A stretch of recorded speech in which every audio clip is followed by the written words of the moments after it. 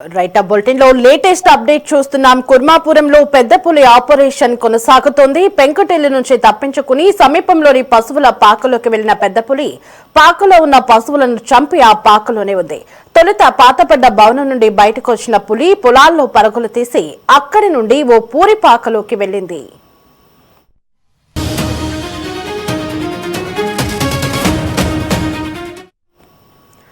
పూరి పాకలో ఉన్న 2 పశువులను పులి చంపినట్లు స్థానికులు చెబుతున్నారు. తొలుత పాకలోకి పులి వెళ్లక 2 యువకులు సాహసం చేసి పులి ఉన్నట్లు గుర్తించారు. యువకులు సాహసం చేసి పాకలో పులి ఉన్నట్లు నిర్ధారించడంతో అధికారులు అప్రమత్తమయ్యారు. ఓవైపు వలలను సిద్ధం చేసిన అధికారులు మరోవైపు మత్తు ఇంజెక్షన్ ను సిద్ధం చేశారు. పులి భయంతో కూర్మాపురం గ్రామస్తులు బయటకి రావాలంటేనే భయపడిపోతున్నారు.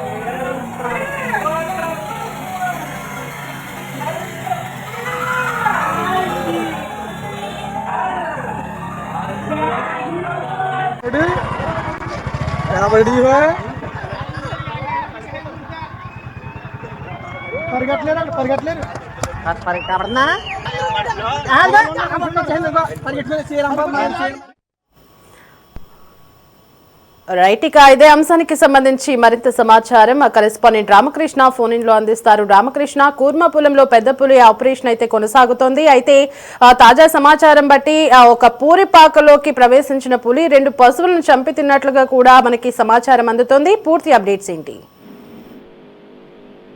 తూర్పుగోదావరి జిల్లా కూర్మాపురంలో పెద్ద పులి ఆపరేషన్ కొనసాగుతుంది.